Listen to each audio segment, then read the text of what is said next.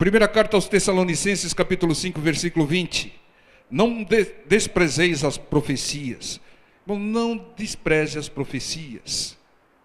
Agora, o que é profetada, esteja atento, irmão. Não despreze as revelações da palavra de Deus. Não desprezem a vontade de Deus expressa na sua palavra. Toda vez que você vem a um culto, ouve uma pregação, Deus está falando contigo. O pastor é apenas um transmissor. O pastor é apenas um alto-falante.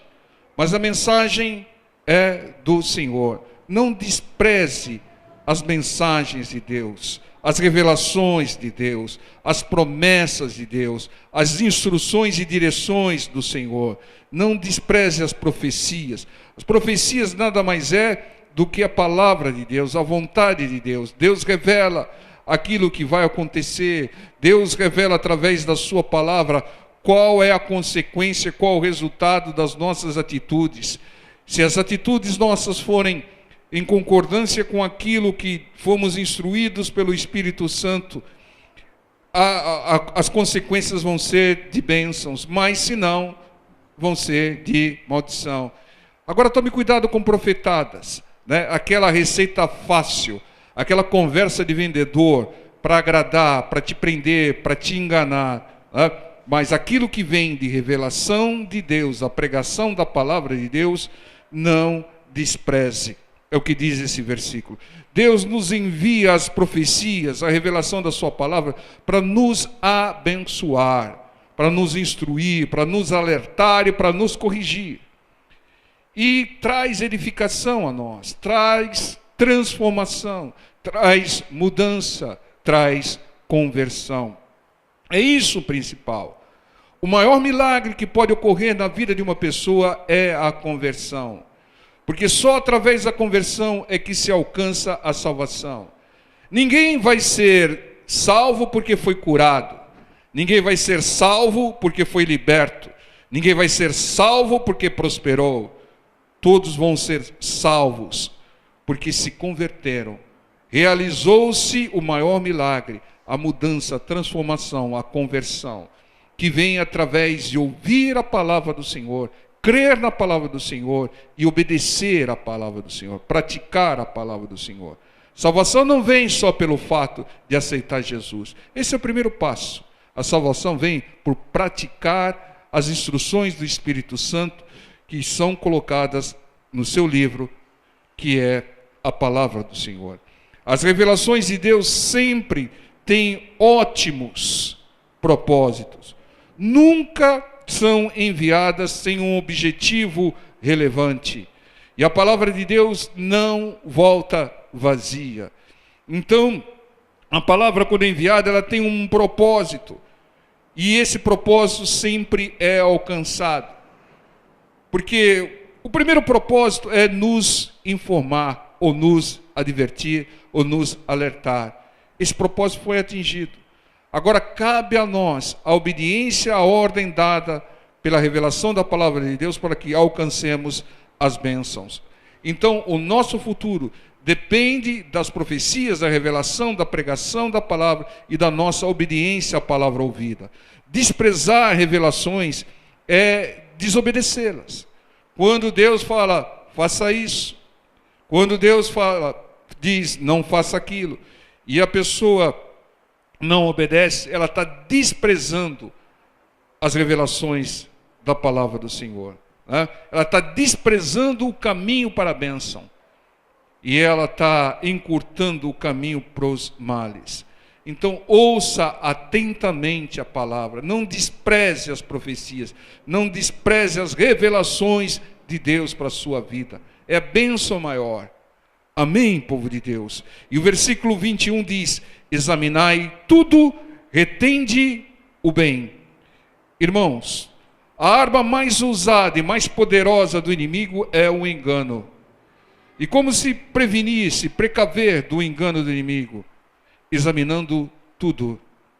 E para você examinar tudo melhor, você tem que colocar um holofote, uma luz em cada situação. em cada ocorrência. E essa luz vem da palavra do Senhor.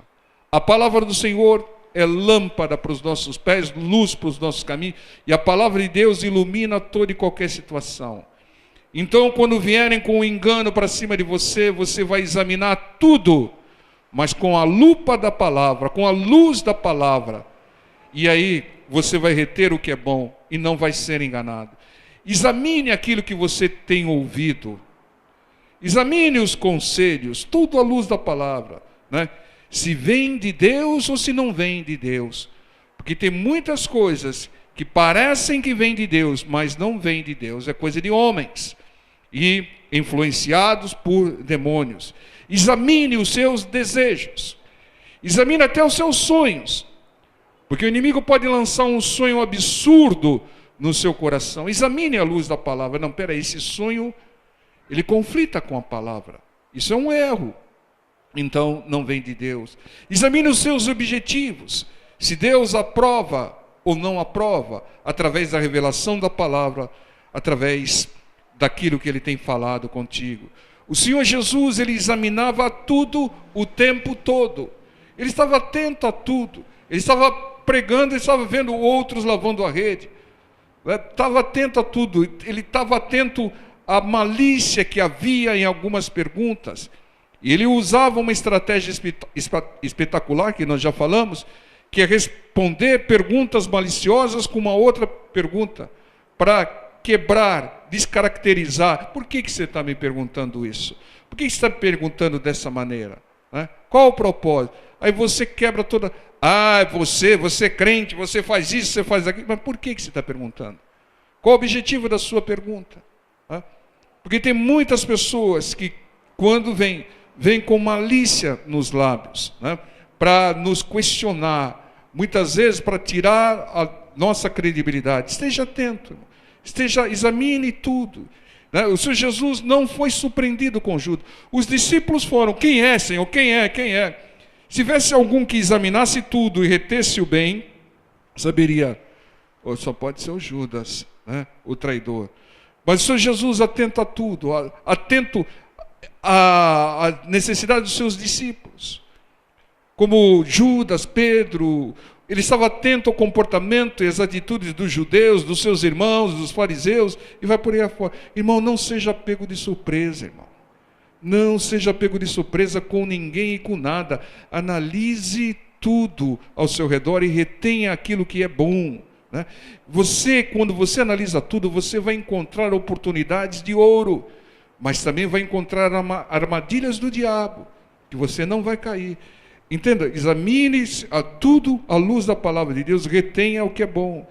Examine os modismos que andam aparecendo, principalmente os modismos no Evangelho, na obra de Deus. Você tem que analisar, irmão, tudo. Você tem que analisar uma coisa bem recente. Analisa aí o sucesso de alguns cantores gospel. O que está por trás disso? Tem a mão de Deus, é a direção de Deus? Tem propósito de Deus? Tem, é claro que tem propósito de Deus. Mas será que não tem uma manipulação, uma armadilha do inimigo? Analise tudo, irmãos. Analise os boatos, as tramas, as disputas, as pessoas, né, para poder ajudá-las melhor, para poder alcançá-las de uma maneira melhor, né, para muitas vezes você se fazer de fraco com os fracos, né, fazer de judeu com os judeus, tudo com o objetivo de levar a palavra, tudo com o objetivo de trazer essas pessoas mais próximas do Senhor e levando o Evangelho.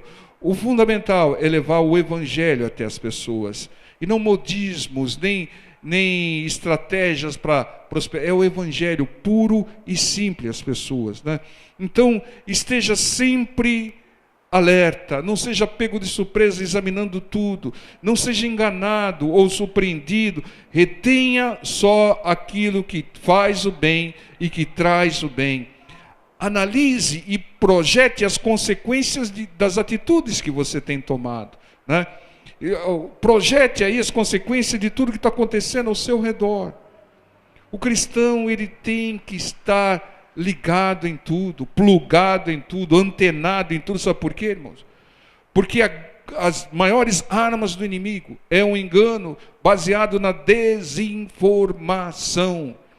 O meu povo, diz Oséias 4,6, foi destruído porque lhe faltou informação, conhecimento, faltou examinar tudo à luz da palavra.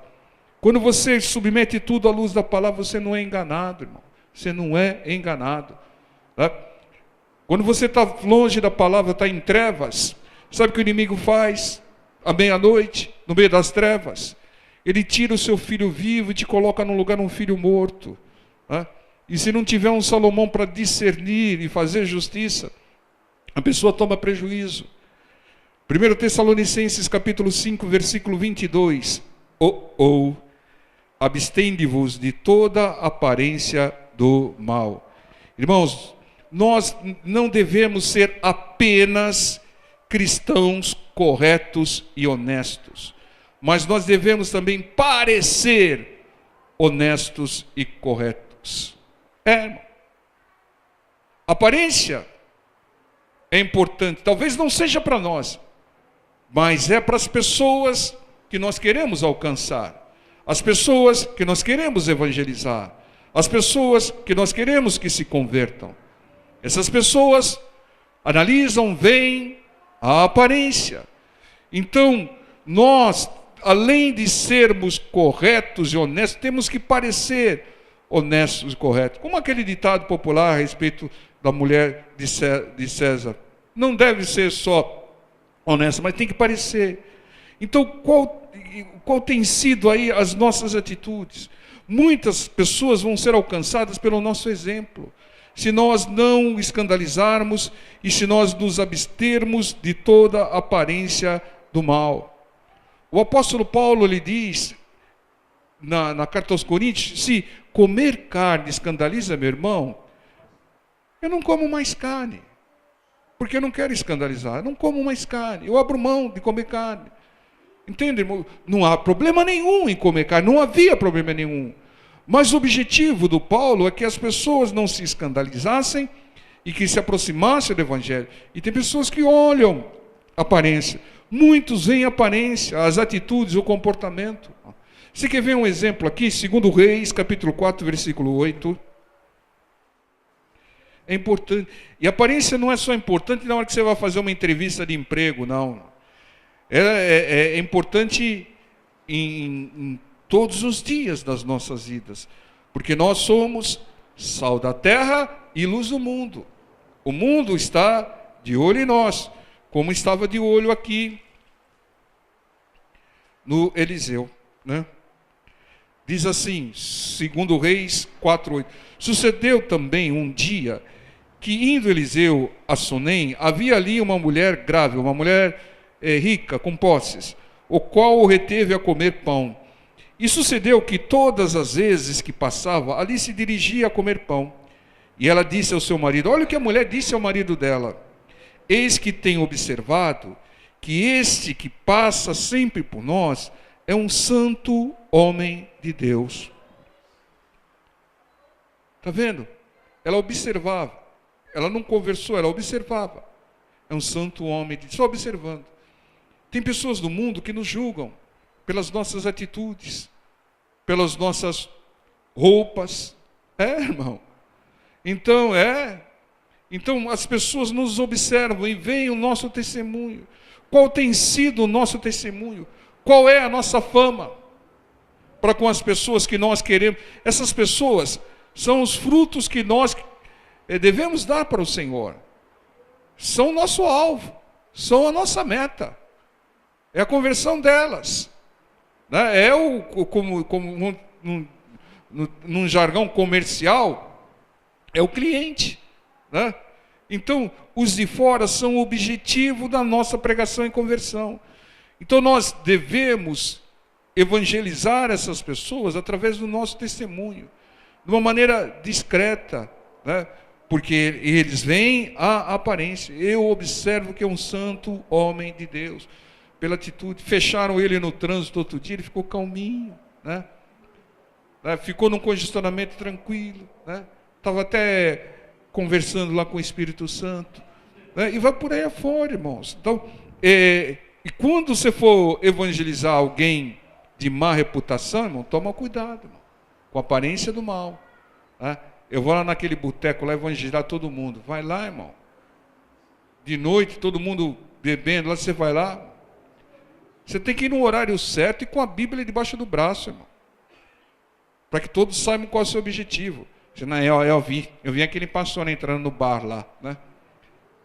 Às vezes, bom, às vezes vou tomar um café em algum lugar e eles dão um pouquinho de água, né? Aquela água com gás. Né? Tem alguns lugares que servem café, antes dão água com gás. Num copinho que o pessoal costuma beber cachaça, irmão. Né? Aí passa alguém lá e fala, ó, o pastor Roberto tomando logo cedo. Logo cedo está lá com um copinho. Né? Aparência do mal. Tem pessoas que julgam assim, irmão. E a gente está de olho, porque a gente quer essas pessoas para Jesus. Né? Então a gente tem que estar tomando muito cuidado. Fuja da aparência do mal. Fuja daquilo que pode dar margem à interpretação errada. E importa sim o que os outros pensam. Porque o que eles pensam nós devemos saber para alcançá-los de uma melhor maneira. Né? Afinal, eles são o nosso alvo. Fuja da aparência do mal ao se vestir, irmão. Né?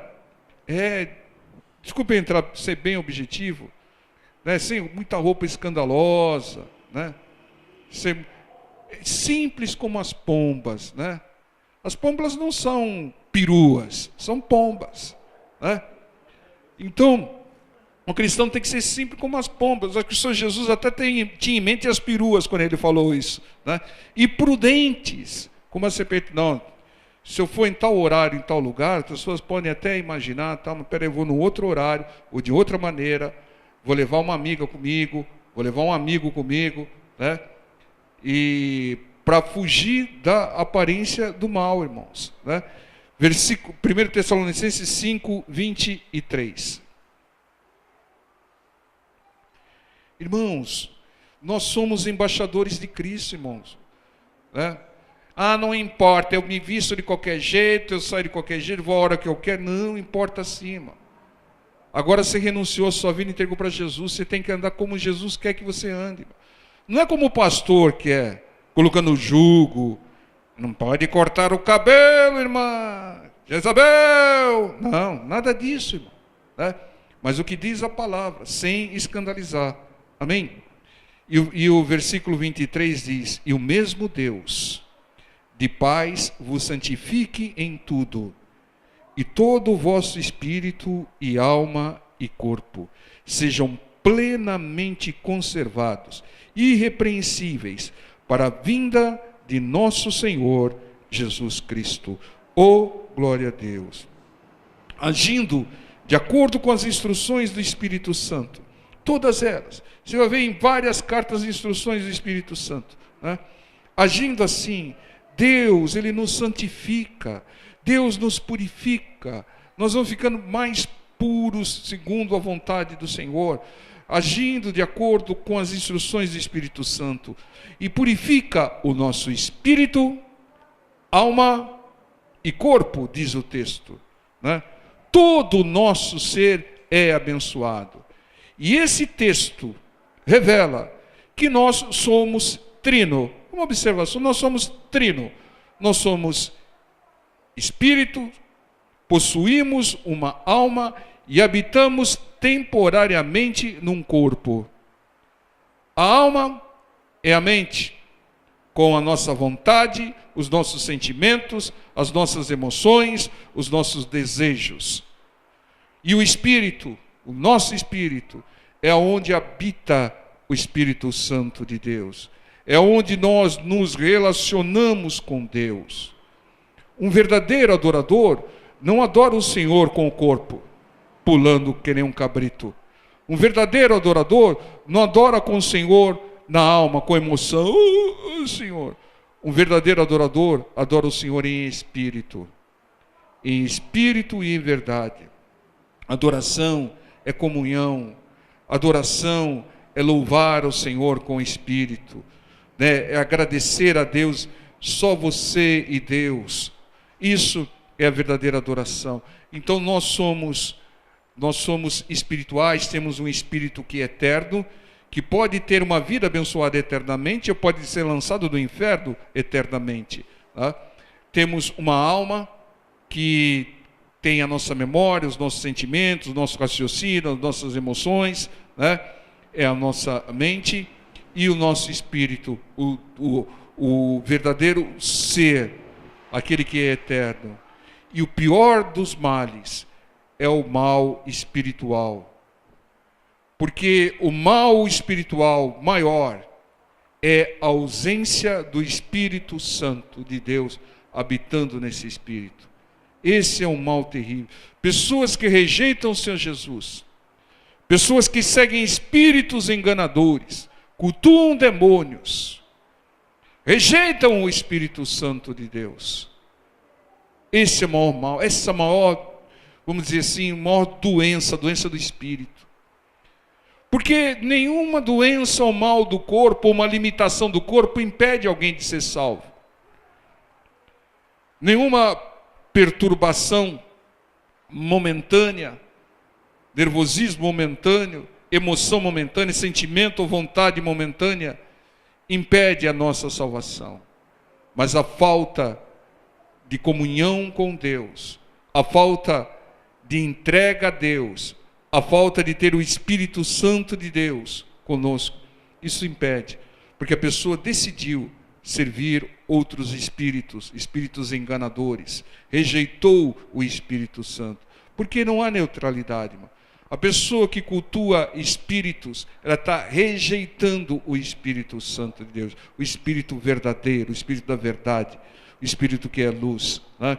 E não os espíritos enganadores. Esse é o pior mal, irmãos.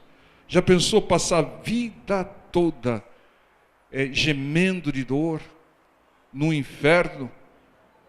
É um mal terrível, irmãos. É um mal terrível. Né? É um mal que aflige quem